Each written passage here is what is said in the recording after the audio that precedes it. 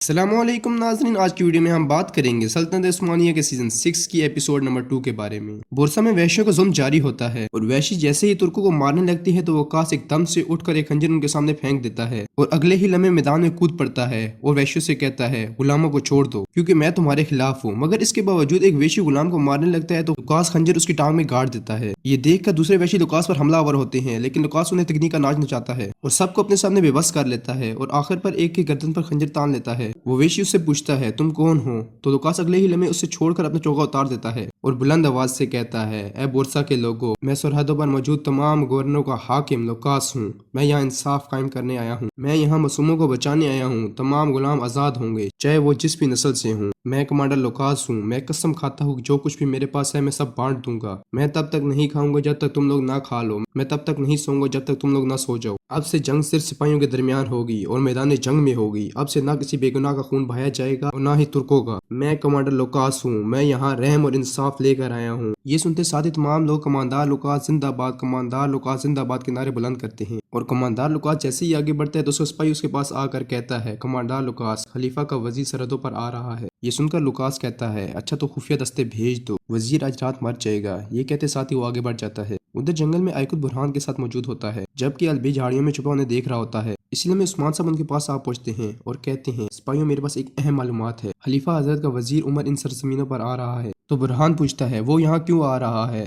जवाबन उस्मान साहब कहते हैं हम जान लेंगे, लेकिन कुछ भी ठीक नहीं लग रहा। हर कोई उनको अपनी सरजमीनों पर मदऊ करने की कोशिश करेगा। तुम्हें जब वो मिल जाए तो उन्हें अपनी सरजमीनों पर मदऊ करना। इसके साथ ही वो अपने अपने रास्ते रवाना हो जाते हैं और अलबे बड़े ही गौर से उन्हें देखने लग पड़ता है। उधर नदी के किनारे वजीर उमर का काफिला ठहरा होता है। वजीर उमर अपने सिपाही से पूछता है कि जिस सराय में हम रहने वाले हैं वो तैयार है। तो सिपाही कहता है जी हाँ हजरत। इसके साथ ही वजीर उमर बैठकर दूध पीता है और अल्लाह का शुक्र अदा करता है। फिर आगे बढ़ते हुए कहता है हम सबसे पहले करियासी साहब से मिलेंगे, उसके बाद जानदार साहब और फिर गरमियान साहब से मिलेंगे। ये सुनकर सिपाही पूछता है वजीर हजरत उस्मान साहब। वजीर कहता है बाद में हम सबसे छोटे का दौरा सबसे आखिर में करेंगे और वो हैं उस्मान साहब। तो सिपाही कहता है उस्मान साहब का कबीला दिन ब दिन बड़ा होता जा रहा है। वो एक के बाद एक किला फतह कर रहे हैं। वो सरदार आला और सरदारों को मुंह तोड़ जवाब देते हैं। अब उस्मान साहब की एक अलग रियासत है। वजीर कहता है रियासत है मैं जानता हूँ, लेकिन कराची और करमियान उनसे पहले आते हैं। तो सिपाही पूछता है फिर वजीफे को कौन सर अंजाम देगा। तो वजीर कहता है बर्तरी कराची को हासिल है, मगर किसी को मालूम नहीं होना चाहिए कि हम यहाँ क्यों आए हैं। नाजरीन इसके बाद कई कबीले में जश्न का समा होता है। उस्मान साहब बाला खातून के साथ मरकजी खेमे से बाहर आते हैं। जेर कुतई दांत बजाते हुए बुलंद आवाज से कहता है उस्मान साहब ने रियासत के लिए क्या किया। जवाबन तमाम सिपाही कहते हैं इन्होंने हमें आजाद किया और अमीर बनाया। हम बिखरे हुए थे, इन्होंने हमें जोड़कर कौम बनाया। इन्होंने मजबूत दीवारों को गिरा कर किलों को फतह किया। उस्मान साहब के बेटे और गोंचा भी वहीं मौजूद होते हैं। सबका शुक्रिया अदा करने के बाद उस्मान साहब कहते हैं ए लोगो, सरदारान, बाजियान, जब तक हम मिलकर काम नहीं करेंगे तो बुरे लोग हम पर बर्तरी हासिल करते रहेंगे। हमने सिर्फ जमीनों को फतह नहीं किया, बल्कि वो माएँ जिन्होंने हमारे लिए दुआ की और वो बाप जिन्होंने अपने हाथों से अपने बच्चों को दफन किया, ये सब उन्हीं की बदौलत है। हम सब ने मिलकर इस रियासत की बुनियाद रखी। तो एक शख्स कहता है मैंने इस रियासत के लिए अपने एक बच्चे को खोया है और मैं दूसरे को भी कुर्बान करने को तैयार हूँ, इसलिए कि ये रियासत मजबूत हो जाए और हम गिर न जाएं। जवाबन उस्मान साहब कहते हैं हम नहीं गिरेंगे। अगर हम गिरे तो रियासत गिर जाएगी और अगर हम मजबूती के साथ खड़े हो गए तो दुश्मन हमसे खौफजदा हो जाएंगे। हम कभी भी अपने मुकासद से दस्तबरदार नहीं होंगे। हम कभी भी कुरान के अहकामात के खिलाफ नहीं जाएंगे। ये सुनकर सब लोग इंशाअल्लाह इंशाअल्लाह कहते हैं और उस्मान साहब मजीद कहते हैं हर मुसाइब के आखिर पर जीत का मजा चखने को जरूर मिलता है।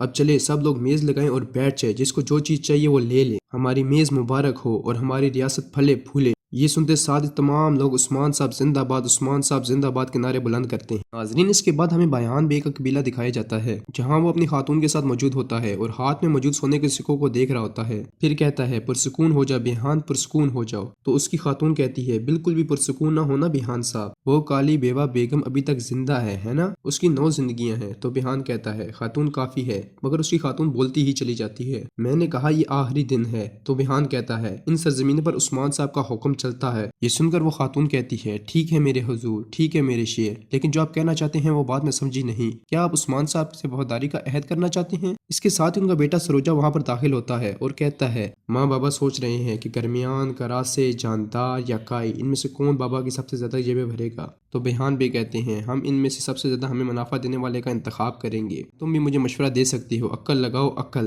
تو خاتون کہتی ہے سوچیے حضور سوچیے، آپ کی عقل پوری جہان کے لیے کافی ہے، لیکن ہم اگر کل جرگے میں جا رہے ہیں تو ہمیں طائف لانے کی ضرورت ہے۔ تو بیحان بھی کہتا ہے خاتون طائف کی ضرورت نہیں ہے۔ تو خاتون کہتی ہے کیا ایسے ممکن ہے کہ ہم اگر جرگے میں جا رہے ہیں تو طائف ساتھ نہ لے کے جائیں؟ پھر سکہ ان کے ہاتھ سے لیتے ہوئے کہتی ہے ہم انہیں کچھ دیں گے تاکہ پھر ان سے کچھ لے سکیں۔ بیحان اس سے پوچھتا ہے خاتون کیا لیں گے؟ تو خاتون کہتی ہے ان کی بیٹی عثمان صاحب کی پیاری بیٹی فاطمہ، وہ امیر اور خوبصورت ہے۔ تو سروجہ کہتا ہے میں خود سے برتر خاتون نہیں چاہتا، میں بابا کی طرح ہوں، میں عثمان صاحب کا داماد نہیں بن سکتا۔ یہ کہتے ساتھ سروجہ وہاں سے جانے لگتا ہے تو بیحان بے کہتے ہیں رک جاؤ، تمہاری ماں ٹھیک کہہ رہی ہے، کچھ بھی کر کے فاطمہ خاتون کا دل جیتو۔ دوسری طرف کئی قبیلے میں سب لوگ بیٹھے کھانا کھا رہے ہوتے ہیں۔ علاؤدین اور بالا خاتون گونچا سے اس کا حال احوال پوچھتی ہیں تو وہ کہتی ہے میں ٹھیک ہوں، اللہ کا شکر ہے۔ پھر عثمان صاحب کہتے ہیں گھوڑے کی ٹانگیں تیز ہوتی ہیں اور زبان مضبوط ہوتی ہے، برہان قبوس بجاؤ۔ برہان کی قبوس بجاتے ساتھ سپاہی رقص کرنا شروع ہو جاتے ہیں۔ برہان نظم گاتے ہوئے کہتا ہے ہماری جانیں ان زمینوں کے لیے وقف ہیں، آئیے ہاتھ پکڑ کر پہاڑوں کی طرح شانہ بشانہ کھڑے ہوں،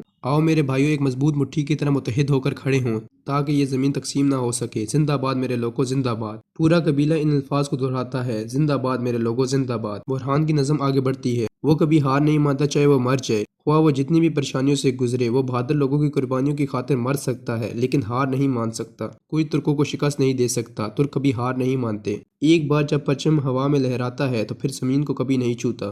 زندہ باد میرے لوگوں زندہ باد، زندہ باد میرے لوگوں زندہ باد۔ کسی لمحے گونچا وہاں سے اٹھ کر چلی جاتی ہے، برہان اسے جاتا ہوا دیکھ لیتا ہے۔ نظم کے اختتام پر عثمان صاحب سپاہیوں کا شکریہ ادا کرتے ہیں اور آئکت عثمان صاحب کے پاس آ کر کہتا ہے ہم نے وزیر کی جگہ ڈھونڈ لی ہے۔ تو عثمان صاحب کہتے ہیں برہان کے ساتھ جاؤ۔ یہ سنتے ساتھ ہی آئکت اور برہان اٹھ کر وہاں سے چلے جاتے ہیں۔ ادھر گونچا اپنے خیمے میں پہنچتی ہے جہاں گولچا بچوں کے کپڑے سنوارنے میں مصروف ہوتی ہے۔ گونچا خاتون پوچھتی ہیں یہ کیا ہے گولچا؟ تو گولچا کہتی ہے بالا خاتون نے یہ بھیجے ہیں، یہ انہوں نے الچم خاتون کے بیٹے کے لیے تیار کیے تھے۔ یہ سنتے ساتھ ہی گونچا خاتون غصے میں اس سے کپڑے چھین لیتی ہیں اور کہتی ہیں یہ کیا کہہ رہی ہو تم، مردہ کی کوئی بھی چیز استعمال نہیں کی جاتی، کیا تم نہیں جانتی تم بدقسمتی لاؤ گی؟ یہ کہتے ساتھ ہی وہ تمام کپڑے جھولے میں پھینک دیتی ہیں اور جھولے کو اٹھا کر خیمے سے باہر چلی جاتی ہیں۔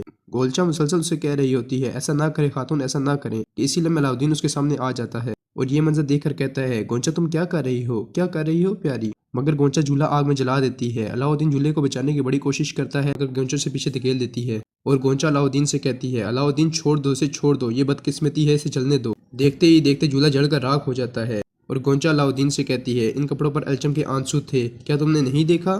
تو علاؤدین کہتا ہے میں تمہیں سمجھ سکتا ہوں، میں تمہارا درد سمجھتا ہوں، لیکن گونچا ایک دم سے کہتی ہے نہیں تم نہیں سمجھ سکتے، تم میں سے کوئی بھی مجھے نہیں سمجھ سکتا۔ یہ کہتے ساتھ ہی وہ رونے لگ پڑتی ہے اور ناظرین اسی کے ساتھ یہ ایپیسوڈ بھی اختتام پذیر ہوتی ہے۔ اگر آپ کو ویڈیو پسند آئے تو ویڈیو کو لائک کریں، چینل کو سبسکرائب کریں اور بیل آئیکن پر لازمی سے کلک کر لیں۔